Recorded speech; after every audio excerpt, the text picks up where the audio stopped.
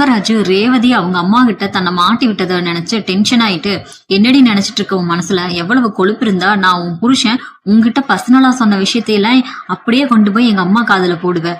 அம்மா இப்ப வெளியில நின்னு எந்த அளவுக்கு வேதனைப்பட்டு அழுது துடிச்சாங்கன்னு பார்த்தல. அம்மாவை பழி வாங்கணுமா இல்ல என்ன பழி வாங்கணுமாடி உனக்கு? இந்த நியூஸ் கேட்டா அவங்க மனசு எவ்வளவு உடையும், எப்படி ரியாக்ட் பண்ணுவாங்கன்னு கொஞ்சமாவது யோசிச்சியா? அறிவுங்கிறது உனக்கு கொஞ்சமாவது வேலை செஞ்சதா ரேவதி அப்படிங்கிறாரு. ஓஹோ, உங்க அம்மா வருத்தப்பட்டா மட்டும்தான் உங்களுக்கு ரத்தம் கொதிக்குமாக்கும். புருஷன் பேசினது மாமியார் கிட்ட சொன்னதோ அவ்வளவு பெரிய தப்பா போயிடுச்சா? அப்ப நீங்க எங்க வீட்டுக்கு வந்து எல்லாரும் முன்னாடியும் நான் உங்ககிட்ட பேசின பர்சனலான விஷயத்த ஏன் அப்பா அம்மா முன்னாடி சொல்லி அவங்கள நெஞ்சு வலிக்க வச்சு அள வச்சீங்களே, அப்ப உங்க அறிவு எங்க போச்சு தங்கராஜ்னு கேக்குறாங்க. ரேவதி அளந்து பேசு, நான் யாருன்னு மறந்துட்டு பேசாத. வாயை மூடுங்க தங்கராஜ், நீங்க யாரா வேணா இருந்துட்டு போங்க. மத்தவங்க கிட்ட எதை சொல்லணும் எதை சொல்லக்கூடாதுன்னு பொதுவான மனுஷங்களுக்கு இருக்கிற பேசிக் சென்ஸ் கூட உங்களுக்கு கிடையாது. வேணும்னே என் அப்பா அம்மா முன்னாடி நான் அவங்கள பத்தி தப்பா பேசினதை பழி போட்டு அவங்க கண்ணுல என்னை கேவலப்படுத்தி இருக்கீங்களே, அதுல என்ன யோகித்தனம் இருக்கு? அது அவங்களுக்கு உண்மை தெரியணும்னு தான். என்ன உண்மை? பெத்தவங்க முன்னாடி ஒரு பொண்ணை அசிங்கப்படுத்தணுங்கிற உங்க வக்ர புத்தி தானே அது. இப்படி 4 பேர் முன்னாடி ஓப்பனா சொல்லி என் குடும்பத்தை உடைக்கிறீங்க. உங்களுக்கெல்லாம் கொஞ்சமாவது இங்கிதம் இருக்கா? நாகரிகம் டீசன்சின்னா தெரியுமா உங்களுக்கு என்னன்ட்டு? நீங்க மட்டும் உத்தமர் மாதிரி நல்ல பேர் வாங்க என் குடும்பத்தையே டார்ச்சர் பண்ணுவீங்க, அவங்க நிம்மதியே கெடுப்பீங்க.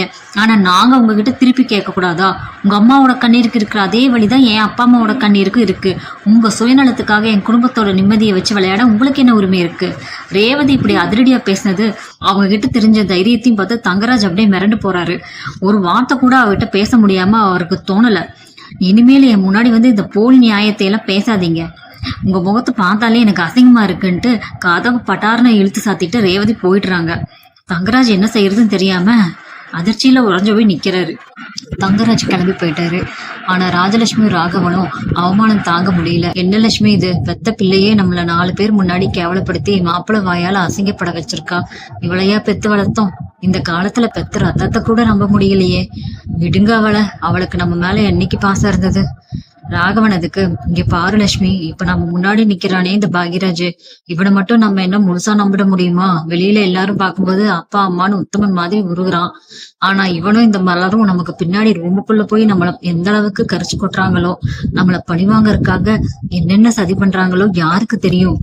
பாகியராஜ் டென்ஷன் ஆகி, என்னப்பா சொல்லிட்டீங்க? அந்த தங்கராஜ் ஏதோ சுயநலத்துக்காக இல்லாததும் பொல்லாததும் சொல்லி நம்ம குடும்பத்தை உடைக்க பாக்குறாரு. அவர் சொன்ன சாக்கடை பேச்சையெல்லாம் கேட்டுட்டு பெத்த மகனான என்ன போய் இப்படி சந்தேகப்படலாமா? நான் என்னைக்குமே உங்களை ஒரு வார்த்தை தப்பா நினைச்சது கூட கிடையாது. ஏன்பா இப்படி விஷத்தை கக்குறீங்க? பொதுமடா நிறுத்திக்க. முகத்துக்கு நேரம் ஒண்ணு பேசிட்டு முதுகு பின்னாடி குத்துற உலகம் இது. எந்த புத்துல எந்த பாம்பு இருக்குன்னு அந்த கடவுளுக்கு தான் வெளிச்சம்.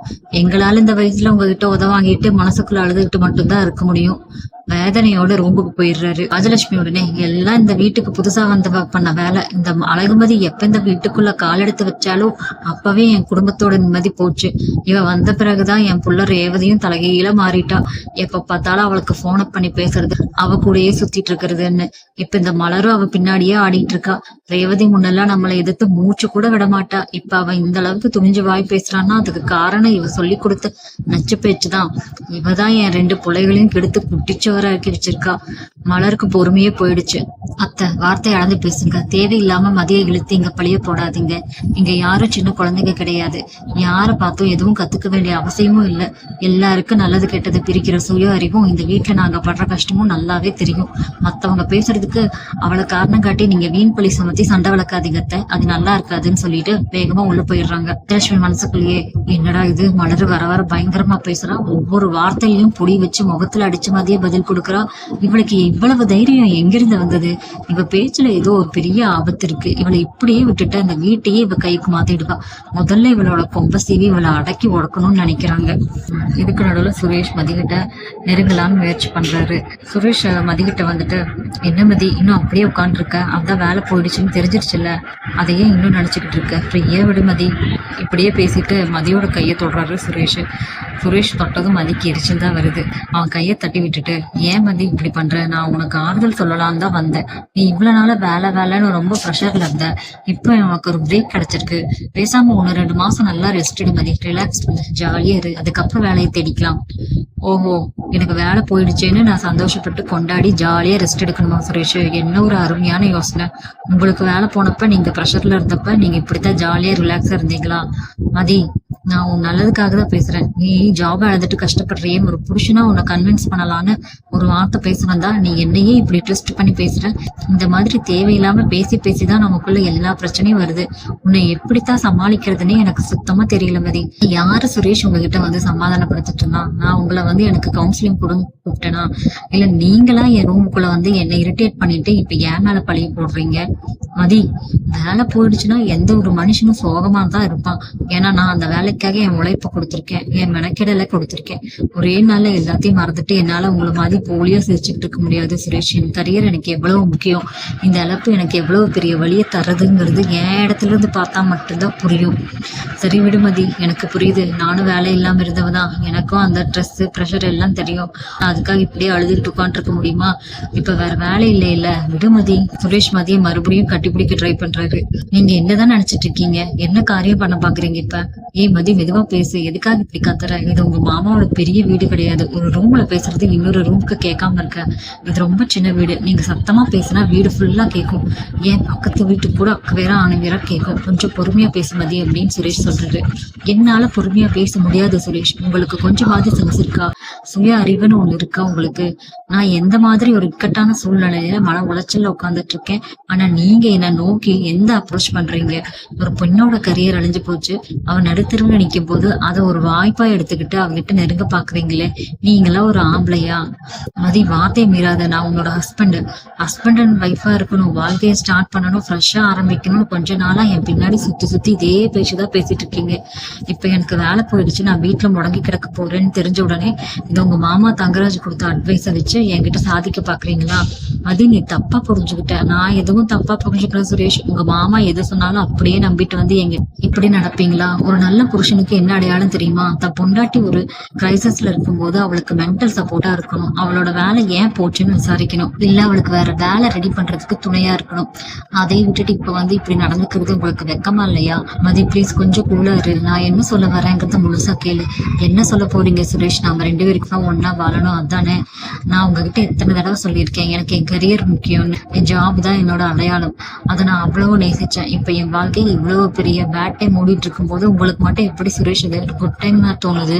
அப்படி இல்ல மதி, உன் கஷ்டம் எனக்கு புரியுது. ஆனா அந்த கஷ்டத்தையே நினைச்சு டைம் வேஸ்ட் பண்றதை விட நீயும் இப்ப வீட்டுலதான் இருக்க. நம்ம 2 பேரும் ஒருத்தர் புரிஞ்சுக்கிறதுக்காக, அண்டர்ஸ்டாண்டிங் பண்ணிக்கிறதுக்காக நேரமா இது ஏன் யூஸ் பண்ணிக்க கூடாதுன்னு நினைச்சேன். ஏன் உனக்கு என்ன பிடிக்கலையா மதின்னு கேக்குறாரு. இங்க பாருங்க சுரேஷ், கொஞ்சமாவது மெச்சூர்டா பிஹேவ் பண்ணுங்க. உங்களுக்கு பிடிச்சிருக்கு பிடிக்கலங்கிறது 2வது பட்சம். நாம 2 பேரும் ஒருத்தருக்கு ஒருத்தர் உண்மையா இருக்கணும். ஒரு பாண்டிங் கிரியேட் ஆகணும்னா அது ஸ்லோ அப்ரோச். அதை விட்டுட்டு அடுத்தவங்க பேச்சை கேட்டுட்டு ஒரே நாள் அவசரமா பெட்ஷீட்டுக்குள்ள ஆரம்பிக்கிற வாழ்க்கையெல்லாம் என்னைக்குமே நினைக்காது சுரேஷ். அதை முதல்ல புரிஞ்சுக்கோங்க. Sorry Mathi, I'm really sorry. நான் தப்பு பண்ணிட்டேன். மாமா சொன்ன பேச்சை கேட்டுட்டு உன்னோட மனநிலை புரியாம நான் ரொம்ப சீப்பா நடந்துக்கிட்டேன். என்ன மன்னிச்சிடும் மதி. இனிமேல நான் அந்த தங்கராஜ் மாமா பேச்சை கேட்டுட்டு உன் முன்னாடி வந்து நிக்க மாட்டேன். உன்னோட ஒப்பீனியன் என்னன்னு கேட்டுட்டு தான் நான் எதுவா இருந்தாலும் பண்ணுவேன். தேங்க்ஸ் சுரேஷ். நீங்க கெட்டவர் இல்ல, நல்ல கேரக்டர் தான். ஆனா நிறைய நேரத்துல உங்க மாமாவோட இன்ஃபுளுன்ஸ் ஜாஸ்தியா இருக்கு உங்ககிட்ட. முதல்ல அதை நிறுத்துங்க. கண்டிப்பா மதி, இனி அப்படி நடக்காது. சரி, இப்ப அதை விட காலேஜ்ல சடனா ஏன் உனக்கு ஒரு விஷயத்த பண்ணாங்க? யாருக்காவது மேல ஏதாவது பர்சனல் கோவமா? அப்படி எதுவுமே இல்லைங்க. நான் காலேஜ்ல எல்லார்ட்டையும் ரொம்ப நல்லா ரிலேஷன்ஷிப்ல தான் இருந்தேன். ஸ்டூடெண்ட்ஸுக்கும் என்ன ரொம்ப பிடிக்கும். சடனா அவங்க இப்படி ஒரு முடிவெடுத்ததுக்கான காரணம் எனக்கு சத்தியமா புரியல. எனக்கான பர்மனன்ட் ஆர்டர் என் கைக்கு கிடைக்கும்னு பார்த்தா என் கையில ரிலீவிங் லெட்டர் தூக்கி கொடுத்துட்டாங்க. இதுக்கு பின்னாடி ஏதோ ஒரு பெரிய ஒரு சதிவேலை இருக்குன்னு எனக்கு மட்டும் என் மனசுக்கு நல்லா புரியுது சுரேஷ். ஆனா இதை யார்கிட்ட போய் கேட்கறது, எப்படி உண்மை என்னன்னு கண்டுபிடிக்கிறதுன்னு தெரியாம தான் உடஞ்சு போய் உட்கார்ந்துருக்கேன். நீ எதை பத்தியும் கவலைப்படாத மதி. நான் இப்ப போலீஸ் டிபார்ட்மெண்ட்ல இருக்கேன். எனக்குன்னு சில சோர்ஸ் இருக்கு, இன்ஃபுளுன்ஸ் இருக்கு. அதை வச்சு அந்த காலேஜ் மேனேஜ்மெண்ட் ஏன் சடனா உனக்கு ரிலீவிங் லெட்டர் கொடுத்தாங்கன்னு நான் ரகசியமா விசாரிச்சுட்டு வரேன். இதுக்கு பின்னாடி யாருடைய சதி இருந்தாலும் அவங்க நான் சும்மா விட மாட்டேன். சுரேஷ், நிஜமாவா சொல்றீங்க? ஆமா மதி, நிஜமா தான் சொல்றேன். அது வரைக்கும் நீ ஓவர் திங்க் பண்ணாம ஃப்ரீயா இரு. மீன்வைல் நீ மத்த காலேஜஸ்க்கும் அப்ளை பண்ணு. இதான் சொல்லுவியே உனக்கு நிறைய டேலண்ட் இருக்குன்னு. அது வரைக்கும் நீ வீட்டுல எந்த பிரச்சனையும் பண்ணிக்காத. யார்கிட்டயும் எதையும் பேசாத. அம்மாவோ அப்பாவோ உன் மனசை கஷ்டப்படுற மாதிரி பேசினா கூட நீ அவங்க கிட்ட ரியாக்ட் பண்ணாத.